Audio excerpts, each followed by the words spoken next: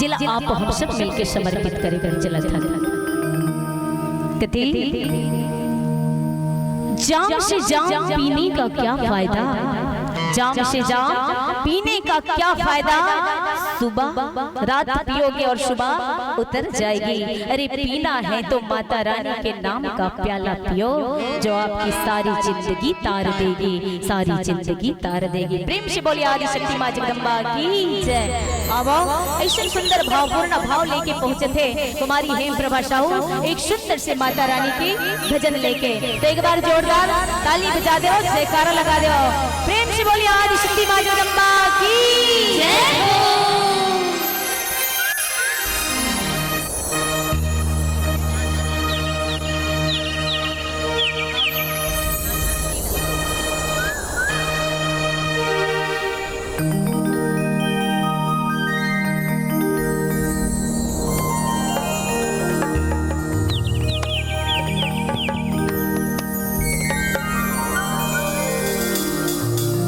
बोल दुर्गा मैया की जय हो। या देवी सर्वभूतेषु बुद्धिरूपेण संस्थिता, नमः तस्यै नमः तस्यै नमः तस्यै नमो नमः।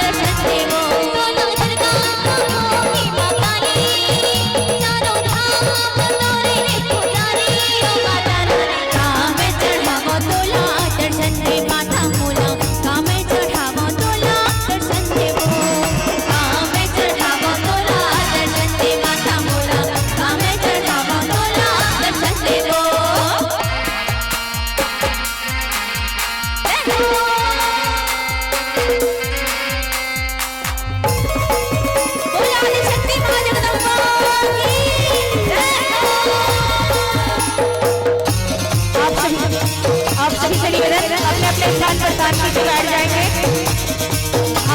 उनको खेलने दीजिए, आप सभी अपने स्थान पर बैठ जाएंगे।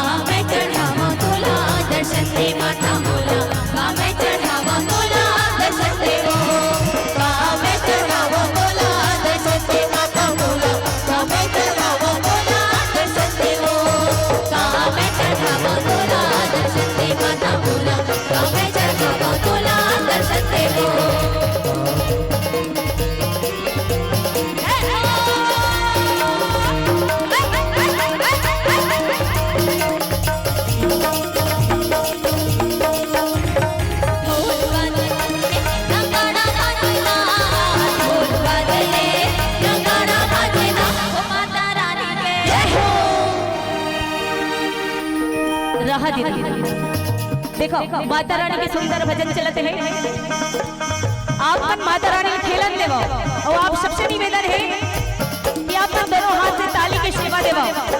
बैठ जाइए, आप सभी बैठ जाएंगे। अच्छा ये बताओ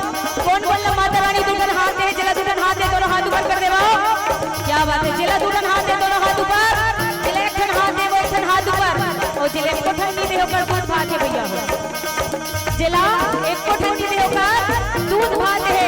तो बता दो कौन बोलना माता रानी मुझे हाथ दे, दोनों हाथ ऊपर होना चाहिए।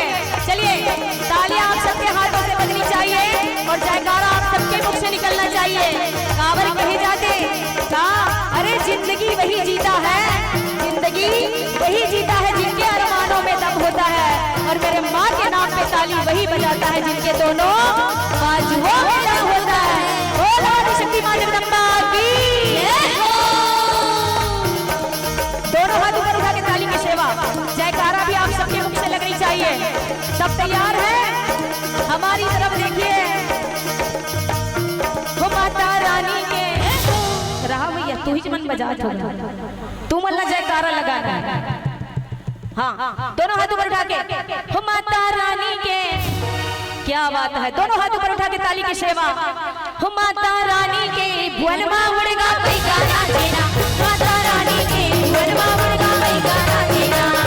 ढोल बाजे रे नगाड़ा बाजे ना, ढोल बाजे रे नगाड़ा बाजे ना। हो माता रानी के जय हो, माता रानी के जय हो, माता रानी के भुवन मां मुड़गा कोई गाना देना, माता रानी के भुवन मां मुड़गा कोई गाना देना, माता रानी के भुवन मां मुड़गा कोई गाना देना, माता रानी के भुवन मां मुड़गा कोई गाना देना।